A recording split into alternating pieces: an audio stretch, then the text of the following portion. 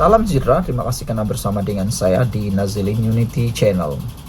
Islam tidak kalah, kata pengikut PAS selepas kalah PRK oleh Ahmad Mursi.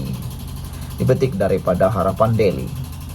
Ini antara kata-kata penyokong PAS selepas Perikatan Nasional kalah di Mahkota dan Nenggiri. Betul, Islam tidak kalah, yang kalah itu Perikatan Nasional PAS. Jika mereka anggap PAS itu agama dan bukan parti politik, itu dah mendekati kultus. GISBH gunakan perniagaan, PAS gunakan politik. Bolehlah nyanyi skibidi bidi pas pas pas.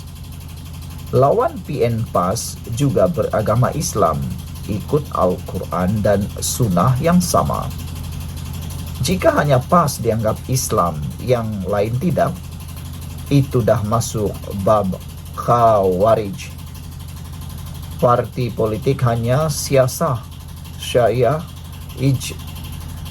ijtihadnya berkait masalah lah tafsiran-tafsiran berbeza. Politik Islam fleksibel, tak terikat nas yang khusus, asalkan menjaga maslahah dan elak mudarat mengikut prinsip syara. Hukum politik tak seketat ibadah atau akidah. Hanya PAS jadikannya ketat dan paksa orang ikut tafsiran mereka. Tujuan PAS bukan tarik orang kepada Islam, tapi kepada parti. Agama ditafsir untuk tunjuk PAS cantik, lawannya pula terkeluar dari Islam. Kata ditulis oleh Ahmad Mursi daripada Harapan Daily. Islam tidak kalah, kata pengikut PAS lepas kalah PRK. Sebagai sisipan kepada pendedahan ini adalah satu laporan sisipan untuk Anda semua. Terjawab kenapa minyak masak paket susah nak jumpa di pasar raya. Rupa-rupanya, penguatkuasa Kementerian Perdagangan Dalam Negeri dan Kosara Hidup berjaya membongkar penyelewengan minyak masak paket yang dianggarkan berjumlah hampir 15 juta ringgit. Kejayaan merampas minyak masak bersubsidi sebanyak 6 tan itu adalah hasil risikan terhadap kegiatan sindiket skala besar berpengkalan di Taman Reko Kajang Kelmarin. Sumber KPDN berkata dalam operasi bersepadu bersama KPDN Selangor, pihaknya berjaya menahan seorang lelaki yang didakwa berperanan memindahkan piket minyak masak subsidi. Operasi membabitkan anggota seksyen perisikan KPDN Putrajaya dan KPDN Selangor terhadap store yang disyaki tidak berlesen. Pihak KPDN terpaksa memotong kunci store selepas individu di dalamnya enggan memberi kerjasama. Hasilnya, seorang lelaki tempatan di dalam store ditahan. Dia mendakwa berperanan sebagai pemandu lori yang memindahkan piket minyak masak subsidi. Subsidi katanya menurut laporan harian Metro. Portal itu berupa hari ini mendedahkan mengenai kegiatan berterusan penyelewengan minyak masak 1 kg ke negara jiran. Sementara itu, dalam serbuan terbabit, KPDN berjaya menemui 300 kotak berisi 5.100 paket minyak masak subsidi seberat 5,1 tan. Turut ditemui adalah tangki besar berisi 850 liter minyak di dalam stor sama. Berdasarkan penemuan itu, pihak KPDN tidak menolak kemungkinan semua minyak masak bersubsidi bernilai hampir 15 juta mengikut harga pasaran, katanya. Menurutnya, siasatan akan dijalankan Akta Kawalan Bekalan AKB 1961. Jika disabit kesalahan, mereka yang didapati bersalah boleh didenda sehingga 1 juta ringgit atau penjara maksimum 3 tahun atau kedua-duanya sekali bagi kesalahan pertama. Manakala bagi kesalahan kedua dan seterusnya, denda hingga 3 juta ringgit atau penjara tidak melebihi 5 tahun atau kedua-duanya sekali. Sekian dulu untuk kali ini. Jangan lupa tinggalkan komen Anda, tekan butang subscribe. Kita jumpa lagi. Bye-bye. Salam sejahtera. Terima kasih karena bersama dengan saya di Nazilin Unity Channel. Naimah, istri kepada Daim Zainuddin, benar-benar telah pun membuat laporan polis dan membuat tindakan melaporkan Anwar Ibrahim. Tapi yang kesiannya ialah ramai netizen pengulas politik kata Naimah, istri kepada Daim Zainuddin ini tidak akan berjaya berbuat apa-apa. Kerana Naimah atau istri kepada Daim Zainuddin ini menuntut keadilan hanya berdasarkan laporan Bloomberg. Dalam istilah kehakiman ataupun undang-undang, ada satu istilah yang menarik, iaitu bukti hanya bersandarkan pada hearsay ataupun dengar-dengar. Bukti yang dengar-dengar seperti ini sebenarnya tidak boleh diguna pakai dalam mahkamah. Bukti hearsay atau hanya dengar-dengar itu tidak akan dipakai sebagai bukti. Bak kata komen Black Hawk, orang kaya bukan susah pun bagi maklumat kepada Bloomberg. Kalau banyak duit, mungkin mereka boleh memberikan maklumat kepada wartawan luar negara. Apalagi jika wartawan berkenan dibayar untuk menyalurkan atau menyiarkan maklumat palsu, kata Black Hawk. Red Parrot pula katakan, dari siapa Bloomberg dapatkan maklumat? Sedangkan Bloomberg tidak berani pun menamakan sumber tersebut. Actually, they never know what is happening here unless someone from Malaysia give that, merujuk kepada info tersebut. Bloomberg don't care whether true or false, as long as the news increase their rating, kata Red Parrot.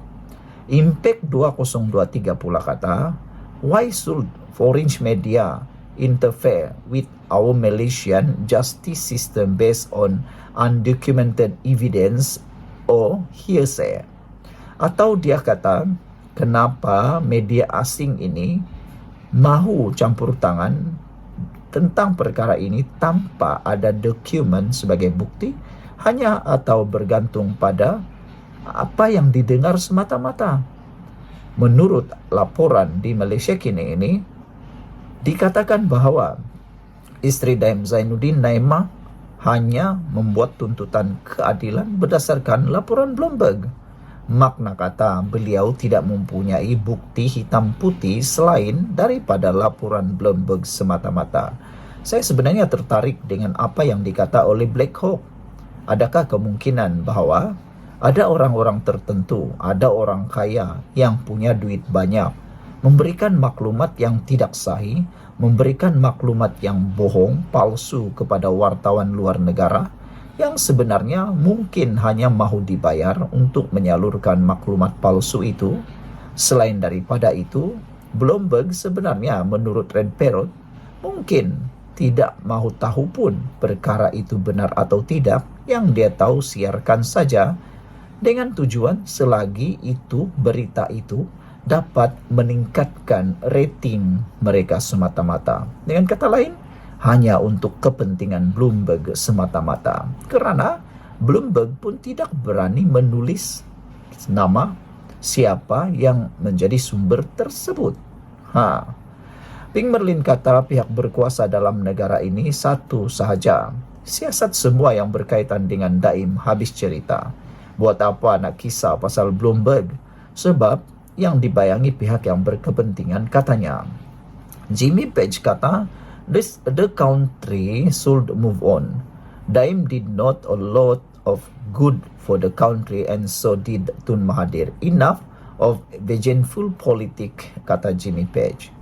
EKJ kata, sumber Bloomberg rasanya daripada pihak yang mungkin ada kaitan. Kalau betul-betul berani, buatlah macam YB Rafizi, katanya.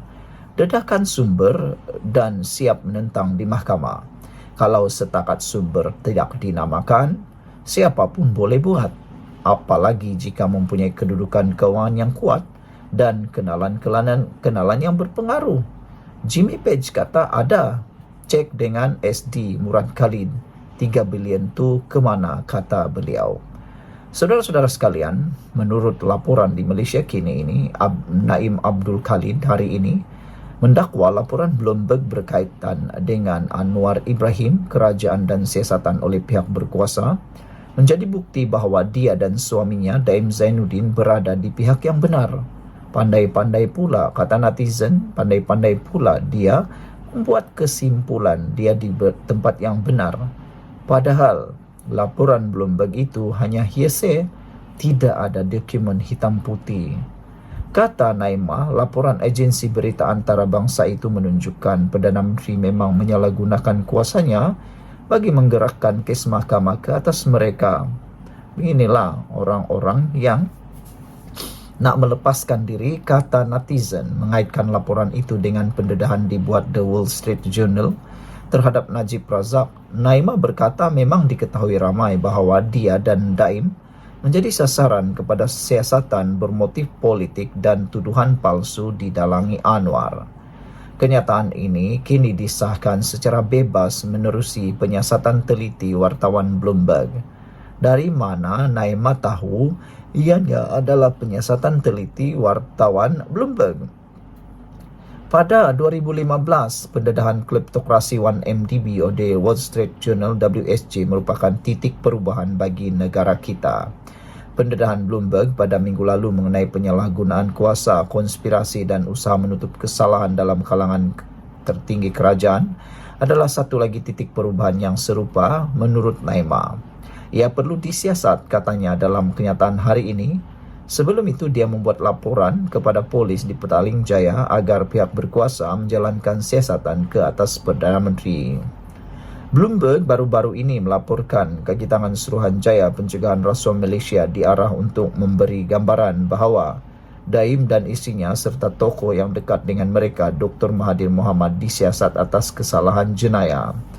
Portal itu juga mendakwa Anwar mengarahkan SPRM agar tidak menyiasat bekas setiausaha politiknya, Farhas Wafa Salvador Rizal Mubarak, yang menjadi antara pemegang saham syarikat Farhas Wafa Hightech Padu Sdn Bhd. Pihak Anwar Ibrahim sudah menafikan dakwaan tersebut. Bagaimanapun ada pihak berpendapat penafian semata-mata tidak membedai buat Anwar, sebaliknya dia mestilah menyaman Bloomberg atas tuduhan memfitnah demi menjaga nama baik Perdana Menteri. Menurut Naimah, memang Anwar menyimpan dendam politik berpanjangan ke atas Daim.